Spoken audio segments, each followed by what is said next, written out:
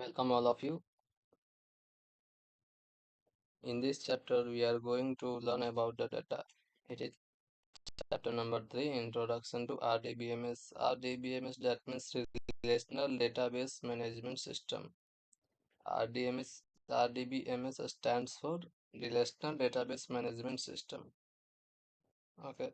So in this chapter, it is the fully theoretical chapter. It is the fully theoretical chapter. In the next chapter, there was some practicals. Okay. So starting from this chapter, first we need have to understand about the data. What is data? Okay. So data is the individual fact that doesn't makes any sense. Okay, that doesn't makes any sense. Actually data होता क्या है? हमें हमारे आसपास के environment में हम लोग जितना भी कुछ देखते हैं सब कुछ डेटा होता है। और अगर कंप्यूटर की बात किया जाए, कंप्यूटर में डेटाबेस की बात किया तो वहाँ वहाँ पर हम लोग जितना भी डेटा हम लोग देखते हैं वो सब कुछ जितना भी हमारे पास डेटा होता है वो सब कुछ एक जस्ट लाइक इन्फॉर्म कंप्यूटर में तो हम लोग डेटा नहीं डेटाबेस स्टोर करते हैं that means collections of data and every collection of data gives some informations okay and why we I am saying that data alone data क्या होता है कि कोई सेंस क्रिएट नहीं करता है इसलिए सेंस नहीं क्रिएट करता है क्योंकि कि सपोज कीजिए आपको क्या मिला है कि कोई किसी का रोल नंबर दिया गया है ठीक है किसी इंडिविजुअल पर्सन का रोल नंबर आपको मिला है तो उस केस में क्या होता है कि अगर किसी का रोल नंबर अगर हम जस्ट लाइक इस तरीके से कंसीडर कर लेते हैं अगर किसी का रोल नंबर हम लिखे हैं 25 तो ये कोई सेंस क्रिएट नहीं करता है ठीक है ये इससे कोई कुछ आइडेंटिफाई नहीं होता है कि ये 25 क्या है किसी का रोल नंबर है कोई किसी का डिजिट है या कोई अमाउंट है या फिर कोई आईडी है इससे कोई कुछ क्लियर नहीं होता है इसलिए कहता है data doesn't makes any sense just like we are going to take one more example like A10C2 okay so it is the flight number okay but if anybody if you will share this this data then the next person cannot understand what is this you will have to give some more about the informations okay more about the informations related to this A10C2 that can they can able to understand what is this and which sense it can deliver to us okay what sense it can deliver to us तो देखिए यहाँ पर data क्या है कोई भी individual data कोई sense create नहीं करता है और जो सेंस क्रिएट कर देता है उसको हम लोग इंफॉर्मेशन कहते हैं ठीक है उसको हम लोग क्या कहते हैं इंफॉर्मेशन कहते हैं तो आइए हम लोग अपने चैप्टर पे आते हैं in our daily revolves around data. The people deal with the things we use in occur. All these are described by data. A student described by his admission number, roll number, class and section etc. So हम अपनी daily life में data जब भी कहीं भी देखें all of these are data अगर एक स्टूडेंट की बात किया जाए तो उसको आइडेंटिफाई अगर करना है तो उसको एडमिशन नंबर से उसकी आइडेंटिटी निकाली जा सकती है रोल नंबर के थ्रू या फिर क्लास और सेक्शन से पता किया जा सकता है नेक्स्ट है if you want to get the performance of that student then you need have to get their score marks maximum marks etc okay and then if I will talk about the bank then you if you want to talk about the bank okay then the bank details and amount describes the transaction से आप क्या कर सकते हैं bank में actually होता क्या है बैंक में हम लोग क्या करते हैं एक्चुअली ट्रांजैक्शन ही करते हैं मतलब अगर कोई अमाउंट भी जमा होता है तो भी एक ट्रांजैक्शन होता है। अमाउंट अगर ये निकाला भी जाता है तो विड्रॉ किया जाता है तो वो भी एक ट्रांजैक्शन, मतलब बैंक को अगर देखा जाए तो वहाँ पे क्या होता है, डेटा के फॉर्म में ट्रांजैक्शन होता है। ठीक है। और सोशल मीडिया देखा जाए तो यहाँ पे our social media profile is described by our photograph, date of birth, email ID and so on. Okay. ये सिंपली देख लीजिए कि जितना हम अपने आसपास जितना भी कुछ देखते हैं वो सब कुछ डेटा होता है। डेटा में भी एनीथिंग, कुछ भी हम लोग अगर सोच भी रहे हैं तो डेटा है, अगर कुछ बोल भी रहे हैं तो डेटा है। ठीक है। अगर कुछ देख रहे हैं, मतलब कोई ऑब्जेक्ट है तो वो भी एक डेटा है। बट डेटा कोई कोई भी डेटा होता है। अगर सपोज वही बात बोल रहे हैं कि अगर कोई सिंगल डेटा हम लोग देखते हैं, उससे कोई इंफॉर्मेशन नहीं निकलता है, देखते हैं या लिखते हैं, इससे कोई इस इंफॉर्मेशन नहीं निकलता है। ठीक है। अगर डेटा के बारे में अगर कुछ कलेक्शन नहीं है तो वो इंफॉर्मेशन आपको नहीं मिलेगा। ठीक है। कभी भी डेटा होता है तो वो एक इंफॉर्मेशन के फॉर्म में होता है। दैट मीन्स वो एक डेटा बेस कलेक्शन, डेटा का कलेक्शन के फॉर्म में होता है। जैसे आप सपोज कीजिए आप फैन देख रहे हैं। ठीक है। एक एग्जांपल ले लेते हैं, फैन। तो फैन के बारे में आपको पहले से उसका कुछ और डेटा पता होता है, मतलब कलेक्शन ऑफ डेटा आपको पता होता है। जैसे फैन क्या होता है, एक ऑब्जेक्ट होता है जो कि इलेक्ट्रिसिटी के थ्रू चलता है। तो ये सब कुछ आपको पहले से पता, मतलब you knows about the collection of data. आपको एक डेटा से पता चला कि उसमें ये फीचर है, ये सब कुछ एक इंफॉर्मेशन पता चला। तो जो इंफॉर्मेशन होता है it is the collection of database. It is the collection of database.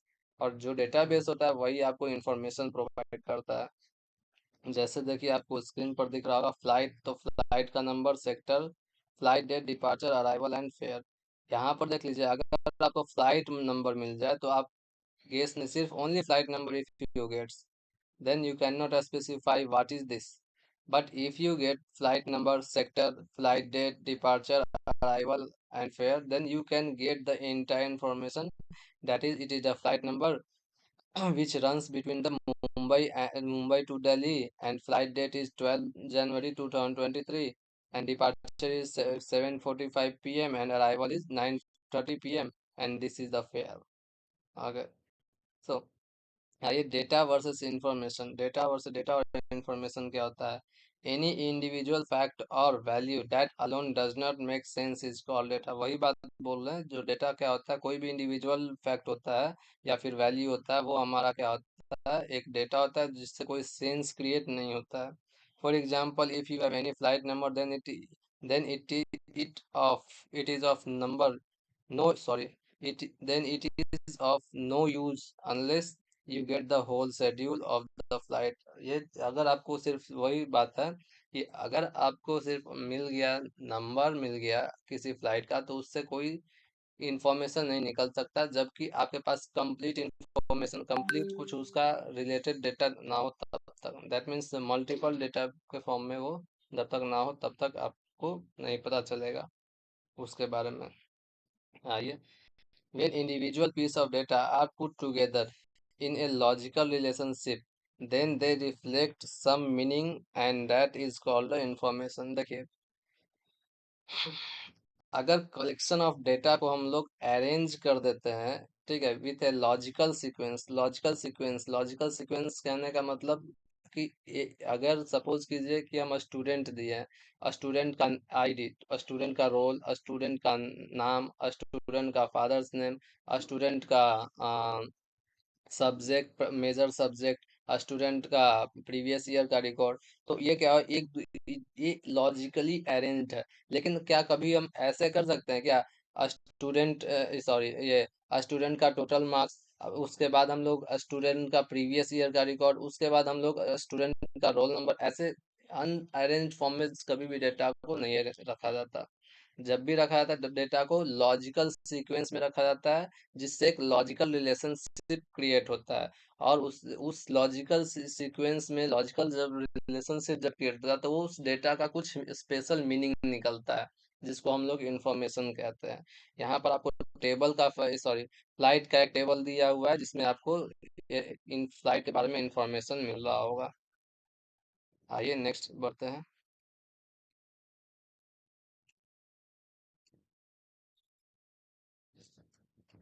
Next हमारा आता है इलेक्ट्रॉनिक और डिजिटल डेटाबेस। ओके, इलेक्ट्रॉनिक और डिजिटल डेटाबेस, देखिए जितना भी हम लोग पहले, हम लोग को एक्चुअली होता क्या है कि जो भी हम लोग डेटाबेस स्टोर करते हैं, we stores database not data, we stores database के अंदर डेटा आता है। ओके, डेटाबेस के अंदर डेटा आता है, और कभी भी हम लोग स्टोर करते हैं तो डेटाबेस स्टोर करते हैं, डेटा नहीं, क्योंकि डेटाबेस के अंदर ही डेटा आता है। नाउ, इलेक्ट्रॉनिक और डिजिटल डेटाबेसेस, इलेक्ट्रॉनिक और डिजिटल डेटाबेसेस, अब जितना भी हम लोग डेटा स्टोर करते हैं, वी स्टोर्स, पहले के टाइम में या अभी भी बहुत से जगहों पर क्या होता है, मैनुअल डेटा स्टोर होता है। That means if you visits on your admission counter, then you will see a admission register. Okay, the operators stores some data manually. Okay, the operator stores some database manually. So in the sense of electronic or digital database, we stores our data in the digital form. Okay, so in this chapter we will learn about how to store the data in digital form. Okay, business enterprises and organization maintains all the data necessary to run their system। कोई भी business वगैरह होता है, कोई भी organisation होता है, अपने ऑर्गेनाइजेशन को रन करने के लिए डेटा को मेंटेन करता है, जैसे हम लोग भी अपने डेटा को मेंटेन करते हैं। ठीक है, this organised collection of data is called the database. अब जो भी डेटा, सीधा सा बात, डेटाबेस, डेटाबेस होता क्या है, it is the collection of data. Okay, database it is the collection of data. और अब कौन से डेटा, जो डेटा को जो हम लोग ऑर्गेनाइज करते हैं उसको बोलते हैं database. Now, data collection and organization has been older practice from ancient civilizations, but this task had been very tedious, time consuming and error prone। अब जो हम लोग नॉर्मली जो हम लोग डेटा स्टोर करते हैं, मैनुअली जो भी हम लोग डेटा स्टोर करते हैं, वहां पर क्या होता है कि बहुत time consuming, very tedious, that means very time time consuming वहां पर बहुत ज्यादा ज्यादा होता है, और थोड़ा सा मतलब कॉम्प्लेक्स भी हो जाता है डेटा को स्टोर करना। Prone error prone in the sense of error prone, the user can do the mistakes, that is the error prone. Okay, taking out information from manual database, flat files and sheets was very time consuming। Manual database में और होता क्या है कि जो भी files हमारा होता है उसमें टाइम कंज्यूमिंग ज़्यादा जाता है। With computers collecting, organizing and managing the data has become faster, efficient and error free. अब यहाँ पर बात है, अगर कंप्यूटर से हम लोग डेटा को मैनेज करते हैं, डेटा को कलेक्ट करते हैं, डेटा को स्टोर करते हैं, तो उस टाइम में डेटा पर वर्क करना, डेटा को सर्च करना, डेटा पर हमारा काम क्या होता है, फास्ट हो जाता है, सबसे अच्छा हो जाता है, और एरर फ्री, दैट मीन्स उसमें एरर आने के चांसेस जो होता है बहुत कम, ना के बराबर होता है। इसको एरर फ्री करने का सेंस यहाँ पर 100% नहीं कह सकते, 99% ही कह सकते हैं।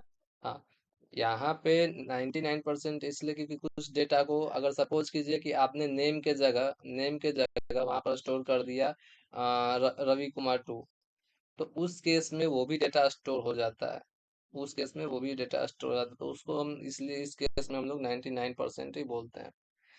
Okay, with the help of computers, accessing the desired information has also become easier।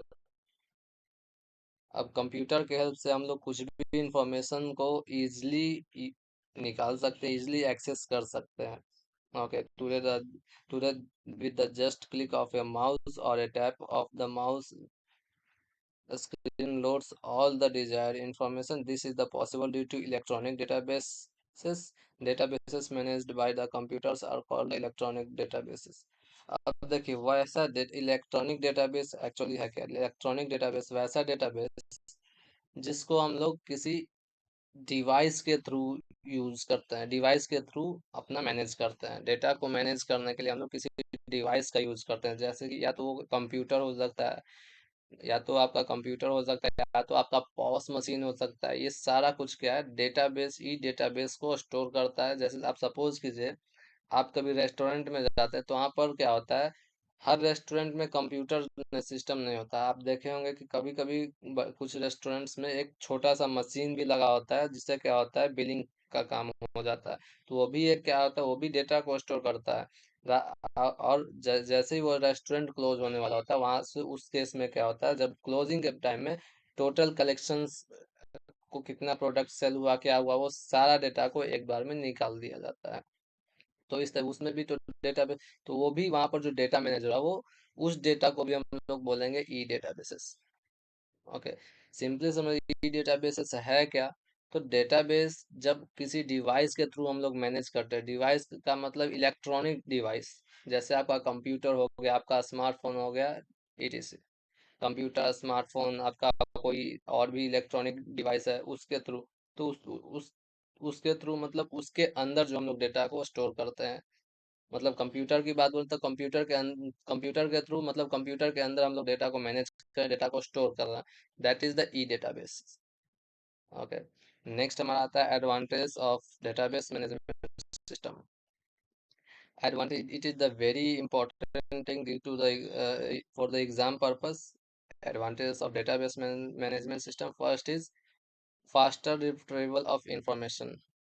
Okay, faster retrieval of information. Wait a minute, wait for a minute, I am going to check something. Okay, faster retrieval of information। देखिए यहाँ पे क्या है, इसमें से कोई भी 5 points आपको पता होना चाहिए। Advantages of database management system, that advantages of DBMS, इसमें से कोई भी 5 पॉइंट्स आपको पता होना चाहिए। कैसे पता होना चाहिए, आप इसको एक बार पढ़ लेंगे तो ज़्यादा क्लियर हो जाएगा। पहले हम, चलिए हम समझते हैं। Faster retrieval of information. Okay, database में क्या होता है कि इंफॉर्मेशन होता है। फास्टर रिट्रीवल ऑफ इंफॉर्मेशन मतलब डेटाबेस के थ्रू हम लोग क्या कर सकते हैं, डेटाबेस मैनेज, डीबीएमएस में का एडवांटेज क्या है, डीबीएमएस का एडवांटेज क्या है? Faster retrieval of information. Retrieval का मतलब उसमें से डेटा को कैच करना, डेटा को निकालना। ठीक है, डेटा को, कोई कुछ भी डेटा देखना है तो उसको रिट्रीव करना बोलते हैं, डेटा को एक्सेस करना यहाँ पर कहा जा सकता है। ठीक है, डेटा को एक्सेस करना। तो यहाँ पर डेटा को एक्सेस करना डीबीएमएस में बहुत ही फास्ट होता है। हमें कोई ज़्यादा टाइम लगाने की ज़रूरत नहीं होती है, इसलिए ये फास्ट। यहाँ पे क्या है कि जो भी हमारा डेटा होता है उसमें, अगर हम डेटा को एक्सेस करें तो बहुत टाइम कंज्यूमिंग नहीं होता है, ज़्यादा बहुत मिली सेकेंड्स में हम लोग डेटा को एक्सेस कर सकते हैं। इसलिए यहाँ पे कहा गया faster retrieval of information. Next आता है ease of application development. So ease of application development क्या है? The application programmer needs to develop the application program according to the users need। ease of application development मतलब means क्या होता है, client के recommendation के अकॉर्डिंग जो application develop होता है डेटा का, डेटाबेस का, उसको यहाँ पर बोलते हैं ease of application development. That means हमारे यहाँ पर according to the users, users means client. Okay, why client, we are, we can not say user, it is saying user. That, देखिए यूजर कहने का मतलब क्या है, अगर कोई दुकान पर आप जाते हैं, कोई शॉप पर जाते हैं, ठीक है, शॉप पर जाता है तो शॉप के लिए आप एक यूजर है, वहां पर जाकर के जो भी प्रोडक्ट आपको जरूरत पड़ता है वो आप ले लेते हैं। लेकिन वहां पर जो दुकानदार बैठा होता है उसके लिए आप कंज्यूमर होते हैं, उसके लिए आप यूजर नहीं होते, उसके लिए आप कंज्यूमर होते हैं। वैसे यहाँ पर अगर आप डेटाबेस पढ़ रहे हैं तो डेटाबेस में आप एक डेवलपर हैं, आप एक प्रोग्रामर हैं। ठीक है, यहाँ पे डेवलपर और प्रोग्रामर आप, अगर आप हैं, तो वहां पर सामने वाला जो रिकमेंडेशन देगा वो आपका क्लाइंट हुआ। ठीक है, उसको आप लोग यूजर भी बोल सकते हैं, यहाँ पर यूजर भी बोला जा सकता है, लेकिन ज्यादातर क्लाइंट ही हम लोग बोलेंगे। ठीक है, the other issues like concurrent access, security, data integrity are handled by the DBMS itself। This makes application development easier task. देखिए एक्चुअली अब होता क्या है, कभी भी हम लोग एप्लीकेशन, डेटाबेस का एप्लीकेशन डेवलप करते हैं, ठीक है, डेटाबेस का एप्लीकेशन कभी भी डेवलप होता है, तो यहाँ पर क्या है, the other issues like concurrent access, मतलब अनऑथोराइज्ड एक्सेस क्या होता है, अनऑथोराइज्ड एक्सेस। इसमें देखिए कभी भी यहाँ पर डेटा हम लोग बनाते हैं ना, डेटा को जब हम लोग क्रिएट करते हैं, डेटाबेस जब हम लोग क्रिएट करते हैं, तो उसमें कुछ क्या होता है कि कुछ अनऑथोराइज्ड एक्सेस भी होता है, सिक्योरिटी जब मैनुअल डेटा पर काम करते हैं तो वहाँ पर अनऑथोराइज डेटा एक्सेस भी कोई कर सकता है, सिक्योरिटी का भी कमी होता है, डेटा इंटीग्रिटी मतलब वहाँ पर कुछ नियम वगैरह होता है वो मिस रूल्स हो जाता है। तो इस केस में क्या होता है, डेटा हमारा क्या होता है, जो हमारा ई डेटाबेस डेटाबेस मैनेजमेंट सिस्टम ये सर्विस प्रोवाइड करता है कि ये सब कुछ ऑटोमेटिकली इसमें फीचर मिल जाता है। जैसे सपोज कीजिए कॉन्करेंट एक्सेस, मतलब इसमें क्या है कि अगर आप किसी डेटा पर काम कर रहे हैं तो वो वहाँ पे सिर्फ आप ही एक्सेस कर सकते हैं उस डेटा को, कोई दूसरा नहीं कर सकता। आप उसमें चाहे तो अपना लॉक सिस्टम या फिर किसी भी टाइप का डेटा को उसमें सिक्योरिटी, मतलब सिक्योरिटी या फिर कहें या तो लॉक सिस्टम या कुछ भी किया जा सकता है, वो आपके अकॉर्डिंग। नेक्स्ट आता है सिक्योरिटी, सिक्योरिटी प्रोवाइड करना। सिक्योरिटी प्रोवाइड करने का मीन्स देखिए समटाइम्स होता क्या है कि डेटा आपका लॉस्ट हो जाता है, तो उसके लिए आपको डेटाबेस मैनेजमेंट सिस्टम क्या प्रोवाइड करता है, रिकवरी सिस्टम प्रोवाइड करता है। तो ये एक सिक्योरिटी हो गया, डेटा आपका जल्दी लॉस ना हो, इसलिए ये भी एक सिक्योरिटी सिस्टम हो गया। डेटा क्या हो सकता है, अनऑथोराइज्ड यूजर उसको एक्सेस नहीं कर सकता है। मतलब सपोज कीजिए आप काम कर रहे हैं एक्सेल में और एक्सेल का डाटा आप कॉपी करके पेस्ट नहीं कर पा रहे हैं वर्ड में, तो वो क्या हुआ, वो एक एक्सेल का एक सिक्योरिटी हो गया कि आप वहां से कॉपी डेटा को कॉपी नहीं कर सकते हैं। ये क्या हुआ, अनऑथोराइज्ड एक्सेस। नेक्स्ट आता है डेटा इंटीग्रिटी। तो डेटा इंटीग्रिटी नीचे दिया गया पॉइंट नंबर 4 में, देखेंगे क्या है। ठीक है, डेटा इंटीग्रिटी ऐसे समझ लीजिए कि सेट ऑफ रूल्स होता है जो कि डेटा को चेक करता है कि डेटा आपका जो इंसर्ट हुआ है वो प्रॉपर है या नहीं, करेक्ट वे में है या इनकरेक्ट वे में है। तो ये सब कुछ डेटाबेस हमारा क्या है, डेटाबेस अपने आप हैंडल कर लेता है। ठीक है, ये कैसे कैसे हैंडल करता है वो हम लोग देखेंगे जब हम लोग डेटा पर प्रैक्टिकली वर्क करेंगे। This makes application development and easier, ये हमारे क्या करता है, डेटा को इजी करता है। Security to prevent unauthorised access to the database, DBMS users features like encryption, authentication, authorization and views to provide security to the database। अब security में क्या है कि अनऑथोराइज्ड एक्सेस नहीं हो सकता, जो ऑथोराइज्ड यूजर है उसी उसी वही यूजर हमारे डेटा को क्या कर सकता है, एक्सेस कर सकता है। नेक्स्ट आता है एनक्रिप्शन। एनक्रिप्शन का मीन्स होता है, एनक्रिप्शन का मीन्स होता है कि डेटा जो होता है आपका इलेक्ट्रॉनिक फॉर्म में, तो उसमें कोई भी, अगर आप सपोज कीजिए एक छोटा सा एग्जांपल देता है, व्हाट्सएप का जो चैट जितना भी होता है वो सब इनक्रिप्टेड होता है, वो सारा चैट इनक्रिप्टेड होता है। अगर चैट इनक्रिप्टेड नहीं होता, अगर चैट समझिए इसको इस तरीके से समझते हैं, अगर चैट इनक्रिप्टेड नहीं होता तो व्हाट्सएप को बिना ओपन किए उसमें का जितना भी चैट्स है वो पढ़ा जा सकता था। जैसे आप सब देखिए कि आप एक वीडियो फोन में रखे हैं, ठीक है, तो उससे उस वीडियो को कोई भी एप्लीकेशन, आप माई फाइल से भी देख सकते हैं, एमएक्स प्लेयर से भी देख सकते हैं, मतलब वो क्या है, एक इनक्रिप्टेड फॉर्म में नहीं है।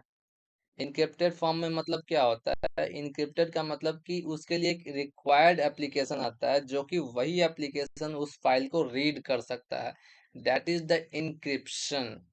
इनक्रिप्ट अगर कोई फाइल आपका इनक्रिप्टेड है तो उसके लिए एक स्पेशल एप्लीकेशन होता है जो कि उसको रीड कर सकता है। ओके, नेक्स्ट हमारा आता है data integrity. Okay, data integrity is set of rules to keep a check on valid, invalid or incorrect data. Data integrity also helps in avoiding accidental deletion of data or insertion of inconsistent data using differential integrity। देखिए data integrity क्या provide करता है हमें DBMS में। हम लोग कभी भी डेटा प्रोवाइड करते हैं, जैसे सपोज कि रोल नंबर में हमने क्या किया, अपना टोटल मार्क्स डाल दिया, तो वहां पर क्या करता है वो एरर जनरेट करता है या फिर एक मैसेज थ्रो करता है कि आप इसमें सिर्फ रोल नंबर ही डाल सकते हैं, रोल नंबर के अलावा कुछ नहीं डाल सकते। तो उस केस में ये क्या करता है, डेटा इंटीग्रिटी करेक्ट और इनकरेक्ट डेटा को चेक करता है। जो भी हम डेटा इनपुट करते हैं वो हमारे डेटा को चेक करता है, अगर वो वैलिड होता है तो हमारे डेटा में इंसर्ट कर देता है। नेक्स्ट आता है, नेक्स्ट हमारा है रिकवरी ऑफ डेटा। वॉइस जो है, I don't know about that, while I goes for the recording, then I get some voice problems. I don't know about that, but my mic is properly working. Okay, and after some time, I will get how voice is cracking. I will check it later. Okay, try to maintain in this video. Okay, so recovery of data. Recovery of data. DBMS provide ways to backup and recover our database. There are times computer may crash, a fire or other natural disaster may occur, or user may enter incorrect information, invalidating or making records inconsistent. देखिए actually होता क्या है कि कभी हम लोग database पर काम करते हैं, जैसे आप लोग कभी आप MS वर्ड पर काम किए होंगे तो आपको दिखा होगा कि सडनली आपका MS ऑफिस क्रैश कर जाता है, या फिर कभी आप सिस्टम पर काम कर रहे हैं, लाइट चली गई, आपका सिस्टम डायरेक्टली क्लोज हो गया। आप किसी डेटा पर काम कर रहे थे, जैसे MS वर्ड पर काम कर रहे थे, और जैसे ही लाइट बाद में आप उसी डेटा पर काम करते हैं तो वहां पर आपको दिखेगा क्या, डेटा रिकवरी। मतलब पहले से जिस डेटा को आपने सेव नहीं किया वो भी आपका डेटा सेव होता है। मतलब वहां पर क्या होता है, हमारा रिकवरी का ऑप्शन प्रोवाइड करता है। हमारा डेटाबेस क्या करता है, वहां पर रिकवरी का ऑप्शन प्रोवाइड करता है। तो अगर हम डेटा सेव नहीं भी करते हैं तो बॉस डेटाबेस हमारा ये फैसिलिटी देता है कि वो ऑटोमेटिकली सेव हो जाए। दैट मीन्स हमारा डेटा लॉस होने से बच जाता है। ठीक है। नेक्स्ट है is manipulation of data. View, add, delete and modify. Is manipulation of data means, manipulation means data में मॉडिफिकेशन करना, मॉडिफिकेशन करना या फिर उसको देखना। तो view, add, delete and modify, ये जितना भी ये क्वेरी, ये इसको एक क्वेरी भी बोलते हैं। ये क्या होता है, ये फीचर हमारा डेटाबेस में प्रोवाइड होता है। This is the fundamental feature of DBMS. DBMS का ये मेजर फीचर कहलाता है, view, add, delete and modify. कोई भी डेटाबेस मैनेजमेंट सिस्टम होता है उसका ये चार फीचर मेजर होता है।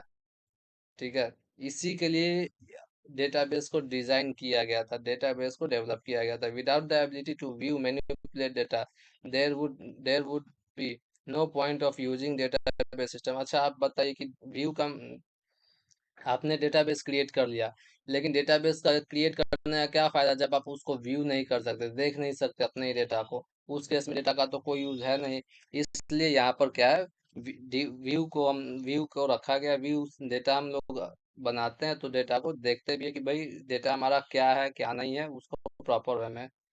ठीक है। व्यू के लिए हम लोग एक क्वेरी भी यूज करते हैं, जैसे सेलेक्ट क्वेरी हम लोग यूज करते हैं। ये आपका MS एक्सेस में नहीं आता है, but most of the cases में आता है। क्वेरी हम लोग इस चैप्टर में आपका दिया हुआ है, हम लोग आगे पढ़ेंगे, और क्वेरी पर थोड़ा सा हम प्रैक्टिकल भी देखेंगे। ठीक है। Updating in the data in the database includes adding new record, deleting existing records, and changing the information within a record. अब इसमें क्या, data ease of manipulation of data. इसमें हम लोग क्या करते हैं, डेटा को सिंपली सिंपली समझिए कि डेटा का मॉडिफिकेशन, ऐड, इंसर्ट, डिलीट और व्यू हम लोग करते हैं। ठीक है। डेटा में सब मॉडिफिकेशन, डेटा डेटा को देखना और डेटा को एक्सेस करना, that's it. Controlling control data redundancy. Redundancy का मतलब सिंपली है, कभी भी डेटा में डुप्लीकेसी होता है तो उसको बोलते हैं रिडंडेंसी। डेटा में डुप्लीकेसी आ गया, that means it is redundancy. Duplication of data is known as redundant data. जो भी डेटा आपका डुप्लीकेट हो जाता है उसको बोलते हैं रिडंडेंट डाटा। ओके, उसको क्या बोलते हैं, रिडंडेंट डाटा। डुप्लीकेट डेटा को रिडंडेंट डाटा बोला जाता है। During the database design, various files are integrated and each logical data item is stored in a central location. This removes replicating the data item in different files and ensures the consistency and save the storage space. अगर आप देखिए अगर यहाँ पे इस line का कहने का सेंस क्या है कि अगर आप कोई फोटो रखें और सेम फोटो आपको मल्टीपल पर्सन को हमें आपको सेंड करना होता है, तो देखिए एक्चुअली व्हाट्सएप में सबसे ज़्यादा यही यूज होता है इस टाइप का। तो डेटा में देखिए एक्चुअली होता क्या है कि कभी भी हम लोग एक ही फाइल को अगर मल्टीपल यूजर को सेंड करते हैं या फिर मल्टीपल मल्टीपल प्लेस पे स्टोर करना चाहते हैं, तो एक्चुअली डेटाबेस क्या प्रोवाइड करता है कि वो उसका एक ही कॉपी रखता है, बाकी के प्लेस पे उसका एक लिंक जनरेट करके छोड़ देता है, जिसके थ्रू क्या होता है, हम उस लिंक के थ्रू वो सेम डेटा को एक्सेस हो जाता है। जैसे आप सपोज कि इसको एक छोटा सा एग्जांपल समझते हैं, आप व्हाट्सएप पे अगर आप फर्स्ट टाइम फोटो सेंड करेंगे किसी को, आप फर्स्ट टाइम फोटो सेंड करेंगे, तो वो फोटो क्या होता है, अपलोड होता है। या फिर एक वीडियो की ही बात कर ली, वो वीडियो क्या होता है, अपलोड होता है। अपलोड होने में कुछ टाइम लगता है, उसके बाद वो चला जाता है। लेकिन अगर वही वीडियो आप किसी और को सेंड करेंगे, एक फर्स्ट यूजर को सेंड करने के बाद वही वीडियो किसी और को सेंड करें, तो वहां पर देखिए वो अपलोड नहीं हुआ, वो डायरेक्टली चला जाता है। मतलब जितने जब फर्स्ट टाइम वो अपलोडिंग का टाइम लिया, बाकी टाइम वो ऑटोमेटिकली बहुत क्विकली चला जाता है। मतलब होता क्या, वही सेम डेटा को तो शेयर करता है, उसका एक कॉपी जनरेट नहीं करता। कॉपी जनरेट कर जाता तो वो फिर से और कॉपी जनरेट करने के बाद वो फिर अपलोडिंग करना, मतलब ये टाइम कंज्यूमिंग ज्यादा हो जाएगा, मेमोरी का ज्यादा यूज करेगा। इस केस में क्या होता है, सेम डेटा को डिलीवर कर देता है तुरंत। अब इसके बैकग्राउंड में कोई भी लॉजिक यूज करता हो, लिंकिंग का यूज करता हो, या फिर वेब लिंक का यूज करता हो, उसका बैकग्राउंड डेटाबेस मैनेजमेंट का काम है। देखिए एक्चुअली इंटरनली ये कैसे होता है, ये व्हाट्सएप के केस में बता रहे हैं आपको। तो इस तरीके से क्या होता है, हमारा मेमोरी जो टाइम कंज्यूमिंग हुआ, मेमोरी का जो लॉस हुआ, वो हमारा बच जाता है। ठीक है, सेम डुप्लीकेट डेटा को डुप्लीकेट होने से बच जाता है। तो इसको बोलते हैं हम लोग डेटा कंट्रोल, डेटा रिडंडेंसी। यहाँ पर हम लोग को डेटा का डुप्लीकेशन से हमें फीचर मिल जाता है। नेक्स्ट हमारा आता है यहाँ पे support concurrent updates. Concurrent updates occur when multiple users makes to the database simultaneously. Supporting concurrent updates is also crucial to the database management system, as this ensures that updates are made correctly. Otherwise, it would lead to the loss of important data or inaccurate data stored. देखिए actually होता क्या है, कॉनकरेंट updates का मतलब अगर simultaneously, एक word है यहाँ पे, साइमल्टेनियसली का मतलब एक साथ। अगर सेम डेटा पर अगर मल्टीपल यूजर काम कर रहा है, ठीक है, सेम डेटा पर अगर मल्टीपल यूजर काम कर रहा है, तो उस सिचुएशन में क्या हो सकता है, आपका डेटा में थोड़ा सा ध्यान रखने वाली बात होती है कि आप अपना डेटा को करेक्टली यूज कर रहे हैं, करेक्टली डेटा में अपडेट कर परफॉर्म कर रहे हैं या नहीं। क्योंकि सपोज कीजिए कि आप डेटा को यहाँ से बिहार से एक्सेस कर रहे हैं, और एक यूजर हैदराबाद से एक्सेस कर रहा है सेम फाइल को। वो ऑनलाइन ऑनलाइन एक फाइल स्टोर किया गया है डेटाबेस का, और उसमें क्या है, कोई एक यूजर है क्या बिहार से एक्सेस कर रहा है, एक यूजर हैदराबाद से एक्सेस कर रहा है, दोनों को सेम का मिला है, प्रोडक्ट अपडेशन का।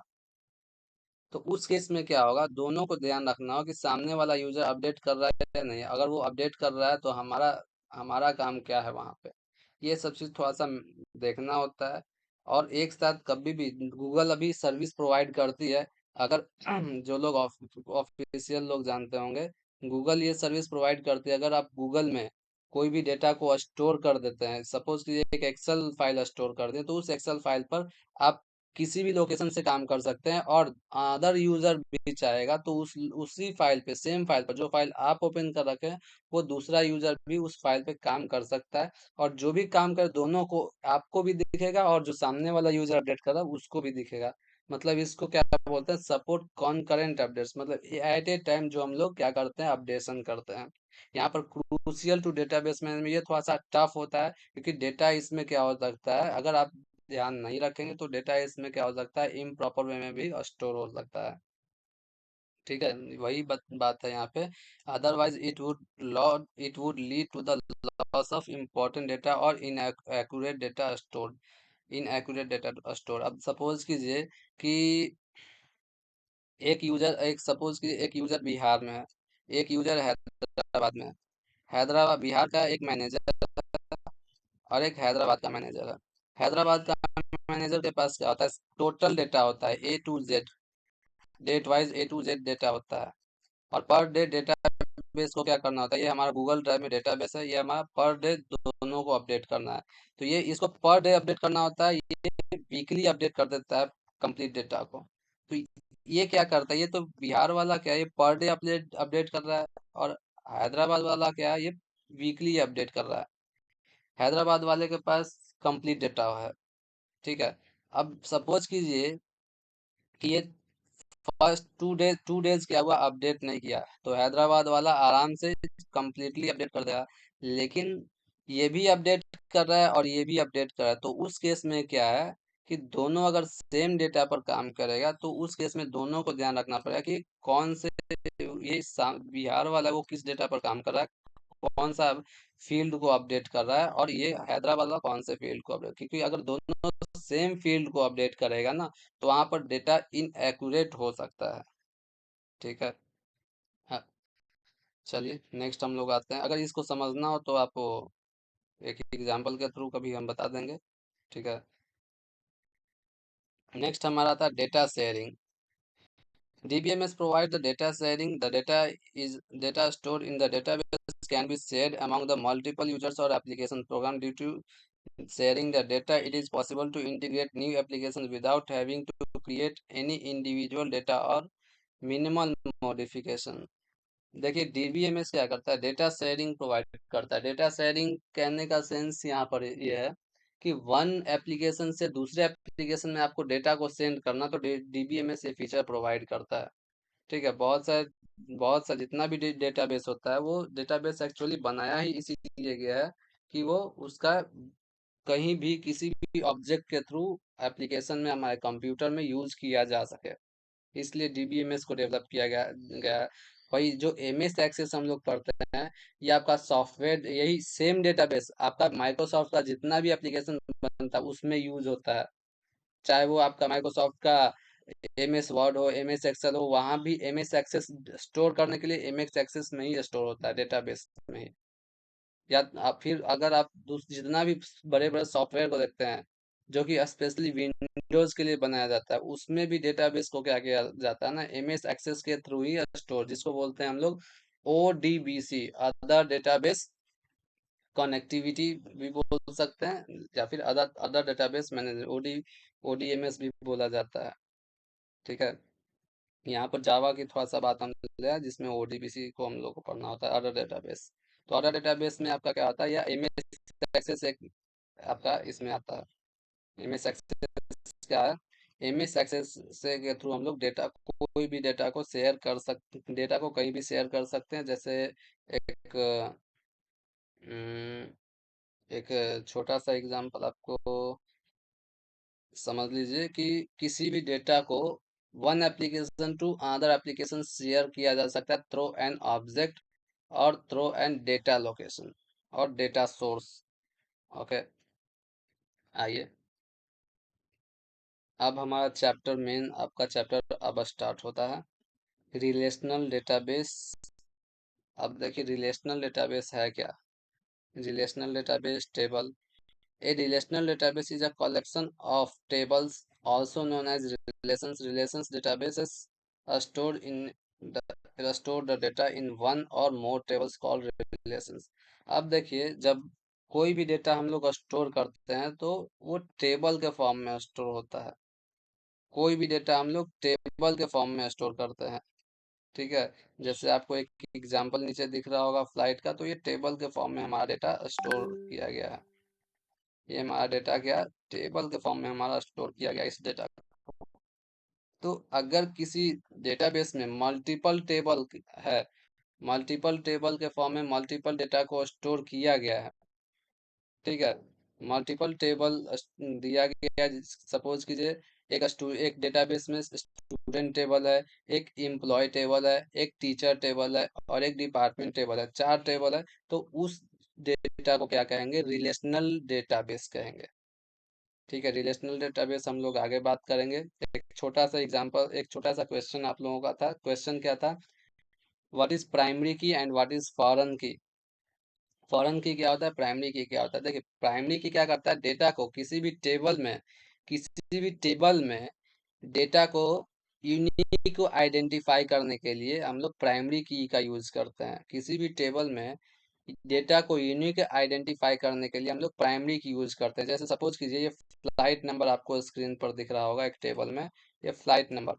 अगर फ्लाइट नंबर में हम क्या करते हैं कि अगर प्राइमरी की, इसमें प्राइमरी की अप्लाई कर देते हैं, तो क्या होगा, इसमें कोई भी डेटा, ये सब हम लोग रिकॉर्ड स्टोर करेंगे, वो डुप्लीकेट हम नहीं स्टोर कर सकते हैं। वो क्या कर सकते हैं, डुप्लीकेट स्टोर नहीं कर सकते हैं, वो एरर जनरेट करेगा। प्राइमरी की का यही काम है। अब देखिए, अब एक टेबल हमारा फ्लाइट है, एक टेबल हमारा फ्लाइट है, एक टेबल हमारा, एक और टेबल है हमारा, सपोज कि इस टाइप का टेबल है,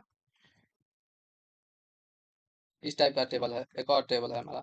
अब इसमें क्या है, ये हमारा एम्प्लॉय टेबल है, ठीक है, और इसमें भी फ्लाइट नंबर दिया हुआ है। अब इसमें भी तो प्राइमरी की लगाओ, लेकिन यहाँ पर अगर दोनों टेबल को रिलेट करना होता है, तो उस केस में हम लोग फॉरेन की का यूज करते हैं, ठीक है, उस केस में हम लोग फॉरेन की का यूज करते हैं, ठीक है। दोनों यूनिक के लिए ही यूज होता है, लेकिन प्राइमरी की हमारे एक सिंगल टेबल पर परफॉर्म होता है, और फॉरेन की दो टेबल को रिलेट करने के लिए हम लोग यूज करते हैं फॉरेन की, ठीक है। तो in the next class we will discuss about the table and parts of table, primary key and foreign key. Okay, after that, again primary key, null value, foreign key, and we will see query. Query क्या होता है वो हम लोग देखेंगे, ठीक है। Query का एक छोटा सा एग्जांपल आपको दिखा देते हैं। देखिए, आपको एक ब्लैक स्क्रीन दिख रहा होगा, तो यहाँ पर आ रहा है, ये भी एक डेटाबेस है, SQL structure query language. Okay, you are seeing that SQL plus, that means structure query language. यहाँ पर एक सेकेंड रुकिए, we are going to log in our database system, database has been connected, and then hr, sorry, connect hr connected cs।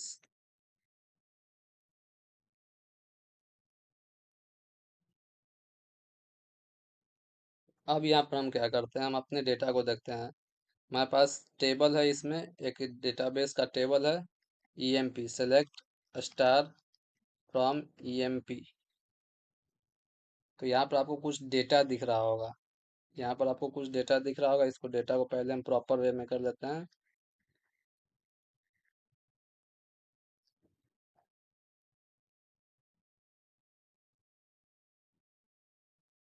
अब आपको data proper दिख रहा होगा, emp number, emp name, job.